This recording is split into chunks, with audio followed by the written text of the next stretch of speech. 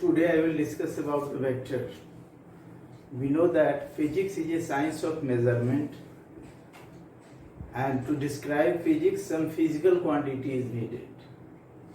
Today I will discuss about vectors, and to describe physics some physical quantity is needed. And this physical quantity, we know that this all the measured quantity is called physical quantity, is categorized into two types, and that is called scalars and vectors. Scalars, we know that scalars are those physical quantity which are having magnitude only. Scalars are those physical quantity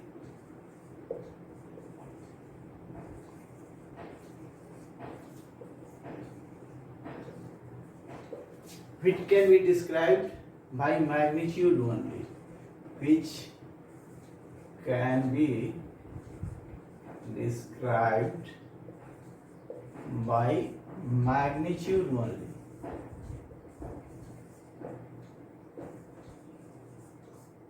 Only numbers should be there. This could be described by numbers. There are lots many examples like mass, length, time, temperature. All these are called scalar physical quantity.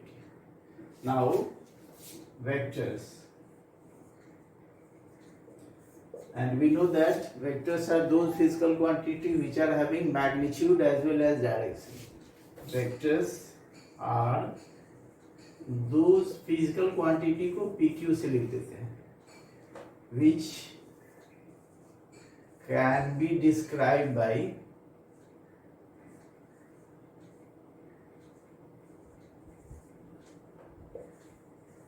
magnitude as well as direction. Magnitude as well as direction. But we know that electric current, pressure, which are having magnitude as well as direction, it will be a scalar physical quantity.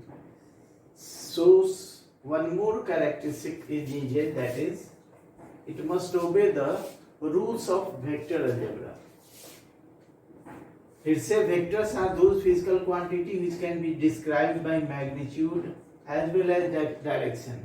But some of the physical quantity which are having magnitude as well as direction, but they are called scalars.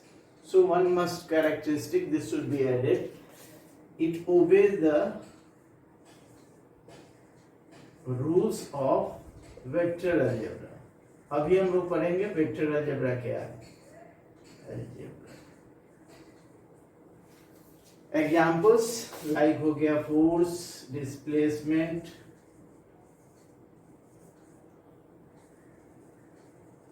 Acceleration, magnetic field, electric field. All these are basically vector physical quantity. Magnetic field, electric field, all these are called vector physical quantity. Physical quantity, all measured quantity, this is categorized into two types, that is scalars and vectors. Scalars are those physical quantity which are having magnitude only. Vectors are those physical quantity which are having magnitude as well as direction. लेकिन one more characteristic is needed, that is it must obey the rules of vector algebra, like force, displacement, acceleration, magnetic field and electric field. All these are called vectors. If you इसको write down this one.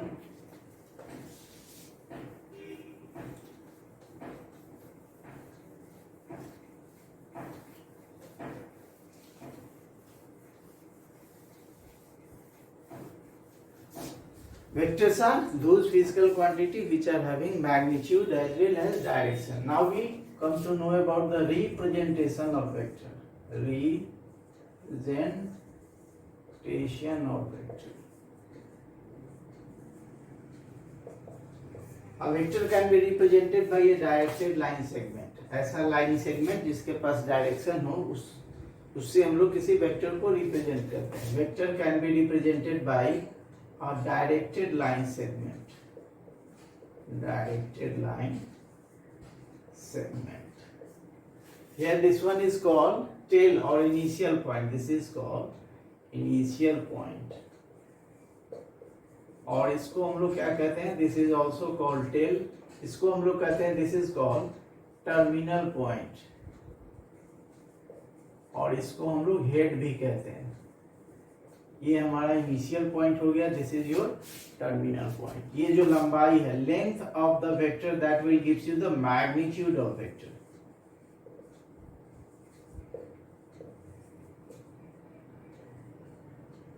And जो arrow head है that will gives you the direction of vector. Arrow head it will gives the direction of vector.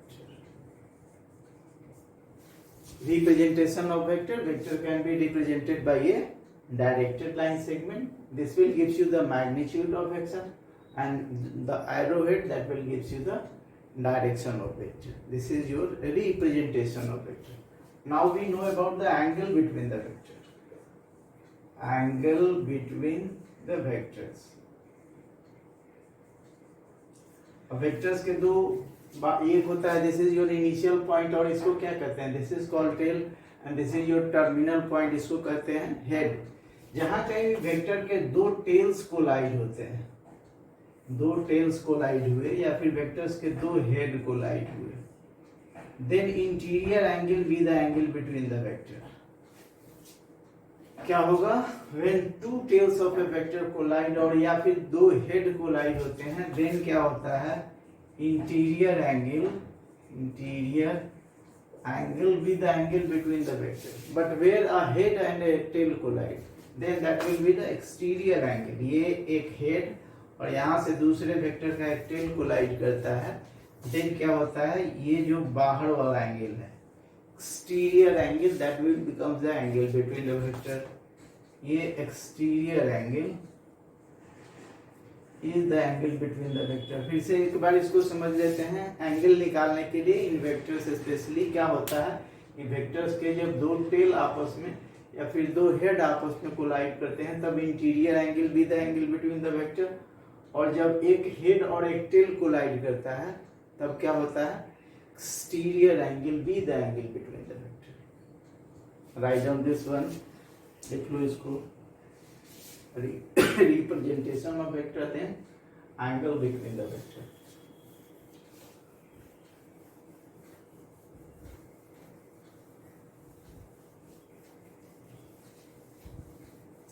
Vectors के बारे में एक दो बात बताते हैं, सबको पता होना चाहिए. नोट में लिख लो इसको. नोट में 2-3 पॉइंट लिख लो. पहला पॉइंट, ये vector can be shifted parallel to itself. उससे वेक्टर में कोई चेंजेस नहीं आता. A vector can be shifted parallel to itself. Parallel to itself. यानी ये कोई वेक्टर है तो this can be shifted like this one. ये कोई वेक्टर है तो ये पैरेलली शिफ्ट किया जा सकता है. इससे इसके मैग्नीट्यूड और डायरेक्शन में कोई चेंजेस नहीं आता है. दूसरी बात, if a vector can be rotated by an angle 2 pi 360 degree, तब भी वेक्टर में चेंज नहीं आता है.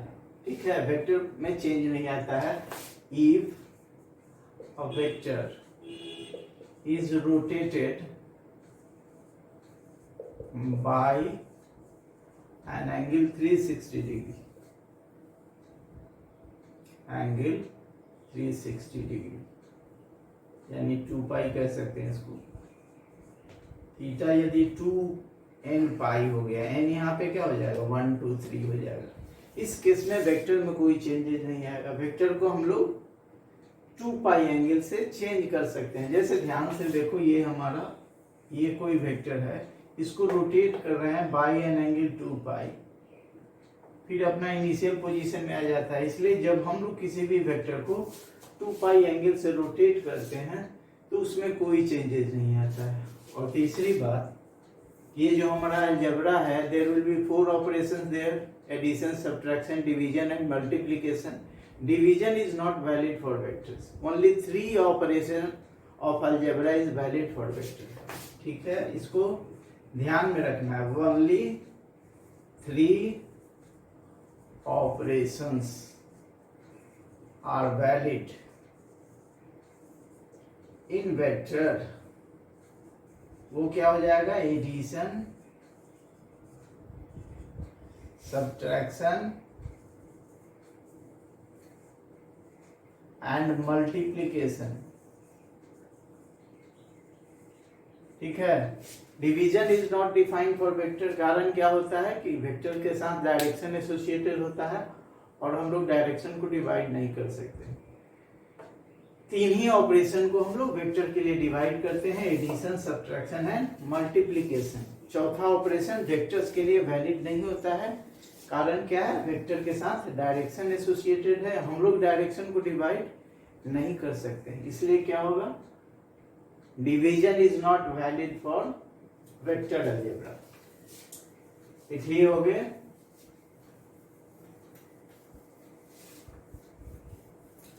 Now we talk about the type of vector. Vector को बेसिकली दो ही टाइप में कैटेगराइज किया गया है, एक हमारा पोलर वेक्टर होता है, दूसरा एक्सियल वेक्टर होता है। वेक्टर को दो ही भाग में डिवाइड किया गया है, एक हमारा पोलर वेक्टर होता है और दूसरे को क्या कहते हैं, एक्सियल वेक्टर कहते हैं। पोलर वेक्टर होता है are those vectors which are having starting point or point of application। Polar vector कहते हैं, पोलर वेक्टर्स क्या होगा, आर those vectors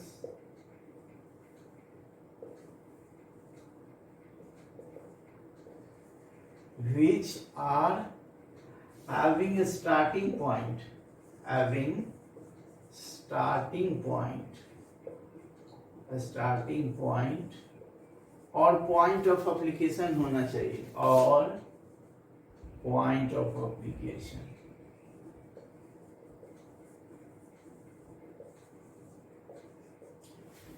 ठीक है, जैसे हमारा फोर्स हो गया, displacement, acceleration, most of the vectors जो हैं वो क्या हैं, they are called polar vectors. Now second one is called axial vector. Axial vector क्या होता है, एक्सियल वेक्टर बेसिकली रिप्रेजेंट करता है रोटेशनल इफेक्ट ऑफ मोशन। जहां कहीं भी रोटेशन हो रहा है उससे उसको हम लोग रिप्रेजेंट करते हैं एक्सियल वेक्टर से। क्या करता है, it represents the rotational effect of motion, rotational effect of motion. ठीक है, यानी जहां कहीं भी रोटेशन हो रहा है और डायरेक्शन हमेशा अलोंग द एक्सिस होता है, इसका क्या होता है, direction is always along the axis of rotation, along the axis of rotation। इसका क्या मतलब हुआ, मान लो कोई फैन घूम रहा है लाइक दिस वन, अब ये जो रोटेशन हो गया इसका डायरेक्शन तो दो ही होगा ना, इधर क्लॉकवाइज होगा या फिर एंटी क्लॉकवाइज होगा। हमेशा ये that direction is being given by call, ये होता है राइट हैंड थंब रूल। इसमें क्या होता है कि हम लोग राइट हैंड के फिंगर्स को कर्ल करते हैं along the direction of rotation. मान लो fan is moving like this one, या कोई चीज रोटेट कर रहा है लाइक दिस वन, अपने हाथ को कर्ल करो along दिस वन, और ये जो इरेक्ट थंब है that will gives you the direction. ये इनवर्ड हो गया। मान लो fan is moving like this one, क्या होगा, इस उंगली को घुमाएंगे along the direction of rotation, ये थंब बताता है which is perpendicular to the plane of motion, ये बताता है डायरेक्शन। फैन इस तरह से घूम रहा है, देखो मान लो क्या होगा, फैन के रोटेशन के डायरेक्शन में उंगली को घुमाएंगे, ये जो थंब है देखो नीचे की ओर, that will gives you the direction. Fan मान लो इधर घूम रहा है लाइक दिस वन, ये सब हमारी क्या हो गए, दीज आर एक्सियल वेक्टर। क्या करोगे, उंगली को घुमाओगे along the direction of rotation, ये थंब क्या बताएगा, that will gives you the direction of axial vector. वो हमेशा क्या होता है, along the axis of that vector। चलो लिख लो, एक्सियल वेक्टर क्या हो गया, सॉरी क्या हो गया, एक्सियल वेक्टर हो गया कि रोटेशन के डायरेक्शन में उंगली को घुमाओ, वेक्टर व्हाटएवर भी द डायरेक्शन ऑफ, मान लो ये रोटेशन का डायरेक्शन, इधर घुमाएंगे ये डायरेक्शन हो जाएगा। ये जो थंब है that will gives you the direction of axial vector. चलो लिख लो इसको। उसके अलावा बहुत सारे वेक्टर्स के टाइप हैं, थोड़ा थोड़ा उसको डिस्कस कर देते हैं। क्या हो गया? Mainly vectors can be divided into two types, polar vector and axial vector. Polar vector क्या हो गया? जिसके पास स्टार्टिंग पॉइंट होगा या फिर पॉइंट ऑफ एप्लीकेशन, फोर्स लगाना होगा तो कोई पॉइंट ऑफ एप्लीकेशन होगा ना, डिस्प्लेसमेंट का भी तो कोई ना कोई स्टार्टिंग पॉइंट होता है, यहाँ से शुरू करेंगे। उसी तरह से एक्सियल वेक्टर क्या होता है? It will represent the rotational effect of motion. Direction क्या हो गया? Always along the axis of rotation. ठीक है, चलो लिखो, वेक्टर्स हो गए। नाउ भी बहुत सारे वेक्टर्स हैं, थोड़ा थोड़ा उसके बारे में बता देता हूँ। टाइप ऑफ वेक्टर्स में, टाइप ऑफ वेक्टर्स नाम से ही कुछ कुछ पता चल जाएगा। इक्वल वेक्टर क्या होता है? इक्वल वेक्टर नाम से ही लग रहा है, दो वेक्टर जिसका मैग्नीट्यूड और डायरेक्शन सेम हो उसको क्या कहेंगे? Equal vector, like this one. ठीक है, इक्वल वेक्टर्स क्या हो गया? इक्वल वेक्टर्स आर वेक्टर्स जिसका मैग्नीट्यूड सेम हो, मैग्नीट्यूड, और क्या होना चाहिए? डायरेक्शन भी सेम होना चाहिए। इस तरह के वेक्टर्स को क्या कहते हैं? इक्वल वेक्टर कहते हैं। Now there is parallel vector, parallel vectors, parallel vector if they are parallel to each other. अब इसमें कंडीशन ये नहीं है कि इन दोनों का मैग्नीट्यूड सेम हो, केवल डायरेक्शन दोनों का सेम होना चाहिए, यानी angle between them is 0 degree हो जाएगा, तो उसको हम लोग क्या कहेंगे? पैरेलल वेक्टर कहेंगे। ठीक है, क्या होगा? ये जो वेक्टर्स होते हैं they must act in same direction. ठीक है, लिख सकते हो must act in same direction. उसके बाद एंटी पैरेलल, इसका उल्टा हो जाएगा, एंटी पैरेलल क्या हो जाएगा? दोनों के डायरेक्शंस अपोजिट हो जाते हैं, यानी एंगल बिटवीन देम क्या होगा? 180 डिग्री हो जाएगा। इस तरह के वेक्टर्स को क्या कहते हैं? एंटी पैरेलल वेक्टर, यानी they are act in opposite direction to each other, they are called anti parallel. Collinear नाम सुना होगा, what is collinear vector? Collinear vector ये basically act along the same line, एक ही लाइन पे दोनों vector यदि एक्ट कर रहे हैं तो इसको हम लोग क्या कहेंगे? कोलिनियर वेक्टर, यानी इनके बीच का एंगल 0 डिग्री भी हो सकता है, अलोंग द सेम लाइन 180 भी हो जाएगा। कोलिनियर वेक्टर क्या होगा? ऐसे वेक्टर को कहेंगे which act along the same line. Collinear vector क्या हो गया? Act along the same line. इस तरह के वेक्टर को क्या कहेंगे? They are called collinear vector. चलो लिख लो, equal vector, parallel vector, anti parallel vector, then collinear vector. Now कुछ और वेक्टर हैं, ऐसे बहुत सारे वेक्टर्स हैं। कोप्लेनर वेक्टर भी होता है, कोप्लेनर वेक्टर जो एक प्लेन में काम करता है, कोप्लेनर वेक्टर क्या होगा? Act in one plane, like this one. अब यहाँ पे कोई भी वेक्टर बना दो, ये क्या होगा? बोर्ड के प्लेन ही में होगा। इस तरह के वेक्टर को क्या कहेंगे?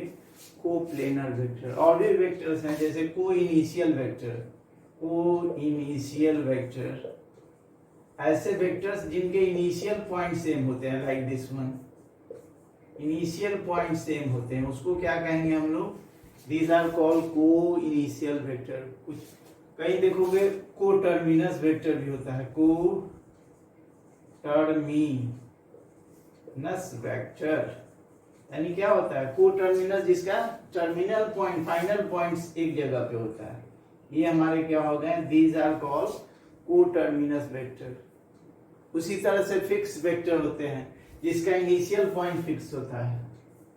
बहुत सारे वेक्टर्स हैं, फिक्स्ड वेक्टर या फिर फ्री वेक्टर होते हैं, यानी जिसका इनिशियल पॉइंट क्या होता है? फ्री होता है।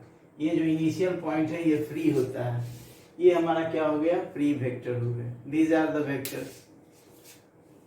एक इंपॉर्टेंट वेक्टर है that is called zero vector, उसके बारे में जानना चाहिए। जीरो वेक्टर क्या होता है? इसका मैग्नीट्यूड 0 होता है। जीरो वेक्टर क्या हो गया? जीरो वेक्टर,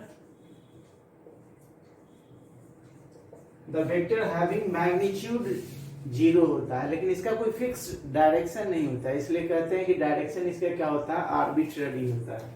क्या होगा, the vector having magnitude zero, और इसका डायरेक्शन क्या होता है, direction is arbitrary, direction is arbitrary.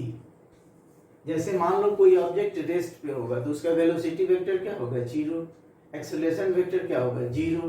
Particle at rest का क्या होगा बोलो, इसका वेलोसिटी वेक्टर क्या होगा, जीरो हो जाएगा, एक्सेलरेशन वेक्टर क्या होगा, जीरो हो जाएगा। या फिर if A object is moving with uniform velocity, uniform velocity, अब इसका एक्सेलरेशन क्या होगा बोलो, चेंज इन वेलोसिटी क्या होगा, जीरो हो जाएगा। चेंज इन वेलोसिटी जीरो हो गया तो एक्सेलरेशन वेक्टर क्या हो गया, जीरो हो गया। ये सब क्या हो गया, जीरो वेक्टर का एग्जांपल्स हो गए। अब एक इंपॉर्टेंट वेक्टर है, दैट इज उसको हम लोग पढ़ते हैं यूनिट वेक्टर क्या होता है, इसको ध्यान से समझ लो, पूरे फिजिक्स में इसका यूज होता है।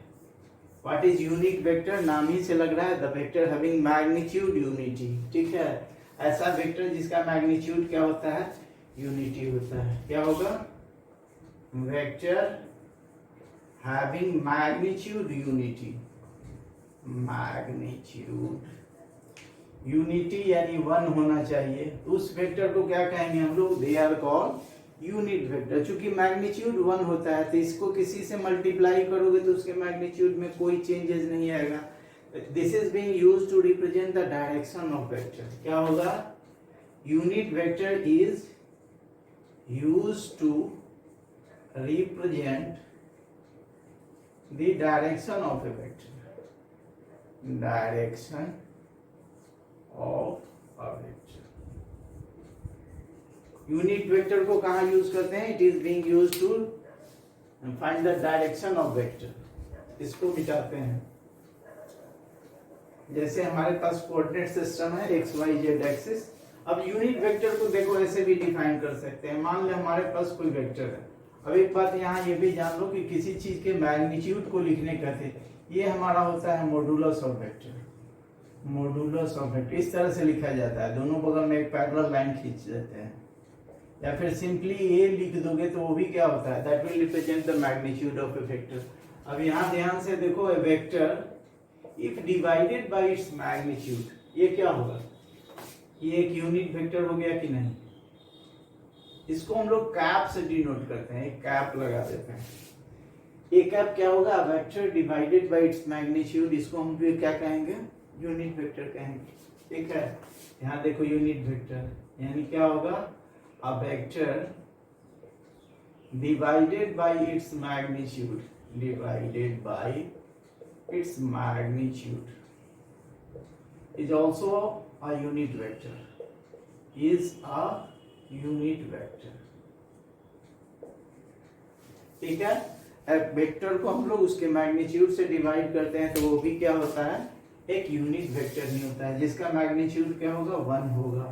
उसको क्यों यूज करते हैं, it is being used to represent the direction of a vector. जैसे हमारे पास ये कोऑर्डिनेट सिस्टम है, ध्यान दो, ये हमारा क्या होगा, x axis, this is your y axis and this is your z axis। I cap be the vector, unit vector, जिसको हम लोग x axis के along वेक्टर को रिप्रेजेंट करने के लिए यूज करते हैं।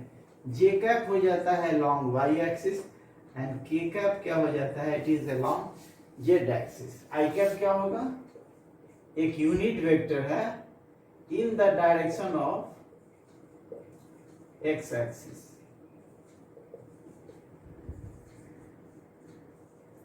ठीक है, Jacob with the unit vector in the direction of y axis, in the direction of y axis। और उसी तरह से k cap be the vector in the direction of z axis हो जाएगा, in the direction of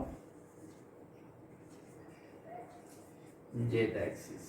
ठीक है, अब यहाँ देखो हम लोग वेक्टर को, यूनिट वेक्टर को कैसे डिफाइन किया है, ये एक यूनिट वेक्टर, कैप लगा दो इस पे, क्या होगा, vector divided by its magnitude. देखो तो सेम चीज का रेशियो हो गया ना, इसलिए इसका क्या होता है, कोई यूनिट नहीं होता है, साथ में साथ डायमेंशन नहीं होता है। तो ये जो यूनिट वेक्टर है इज ए क्या होगा, unitless and dimensionless physical quantity होता है, डायमेंशनलेस फिजिकल क्वांटिटी।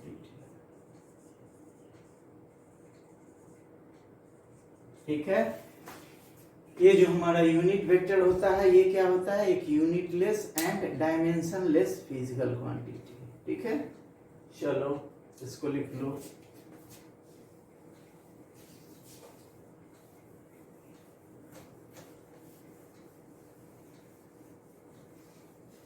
नाउ हम लोग डिस्कस करेंगे about the operation of vector. पहला हमारा क्या होता है, एडिशन को डिस्कस करेंगे। अब इसको डिस्कस करने का दो तरीका हो गया। ठीक है, एडिशन को डिस्कस करने का दो तरीका होता है। एक हमारा होता है ज्योमेट्रिकल मेथड,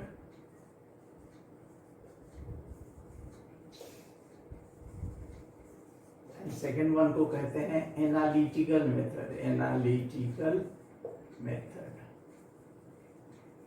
ठीक है, ज्योमेट्रिकल मेथड में बेसिकली 3 रूल्स को हम लोग कहते हैं geometrical method.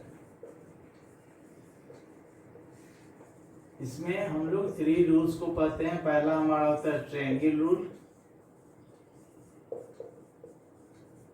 Second one is called parallelogram rule, and third one is called polygon rule कहते हैं इसको, पॉलीगन रूल। ठीक है, ज्योमेट्रिकल मेथड में 3 लॉ को डिस्कस करते हैं, triangle rule, parallelogram rule and इसको क्या कहेंगे, this is called polygon rule. अब एक एक करके तीनों को हम लोग डिस्कस करते हैं। पहला हमारा क्या है, this is your triangle rule.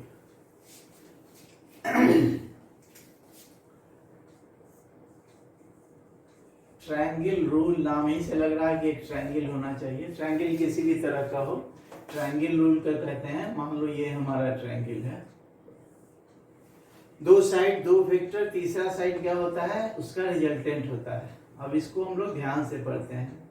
If 2 sides of A triangle is represented bye 2 vectors taken in same order. मान लो ये हमारा वेक्टर ए है, वेक्टर बी है और ये हमारा वेक्टर सी हो गया। 2 साइड्स 2 वेक्टर, थर्ड साइड इसका अपोजिट होता है, यानी 2 sides if taken in same order then their sum is given by the third side of the vector। c is equal to क्या हो जाएगा, c, या फिर इसको r लिख देते हैं। ये जो रिजल्टेंट है ये कितना हो जाएगा, vector a plus vector b हो जाएगा। ट्रायंगल किसी भी तरह का है, कंफ्यूज नहीं होना है। ठीक है, कोई भी 2 साइड यदि हम लोग दे आर इन क्लॉकवाइज, ये जो हमारा है इन एंटी क्लॉकवाइज डायरेक्शन, ये क्या देगा, this will give you the resultant of these 2 vectors. ये क्या होंगे, मान लो ये हमारा P है, दिस इज योर Q, ये कितना हो जाएगा R वेक्टर, ये यदि रिजल्टेंट है तो दिस इज इक्वल टू क्या होगा, vector P plus vector Q। इसका स्टेटमेंट क्या हो गया, if 2 sides of A triangle, if 2 sides of A triangle is represented by 2 vectors, is represented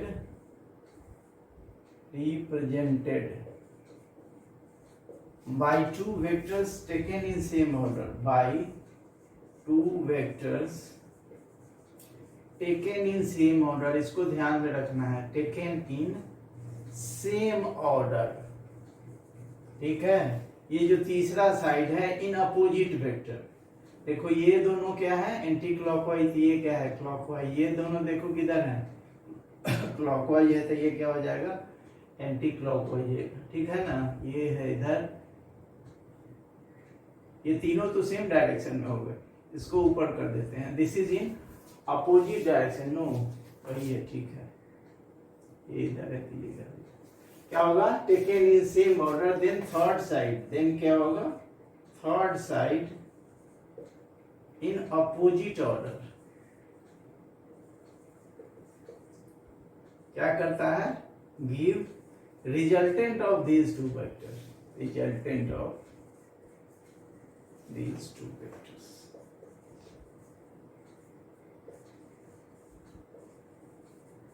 फिर से एक बार समझा देते हैं। ट्रायंगल भी किसी भी तरह का, यदि ट्रायंगल का दो side taken in same order, then third side in opposite order, that will gives you the resultant of these two vectors. यही हमारा क्या होगा, this is your triangle rule हो जाएगा। ठीक है, लिख लिया।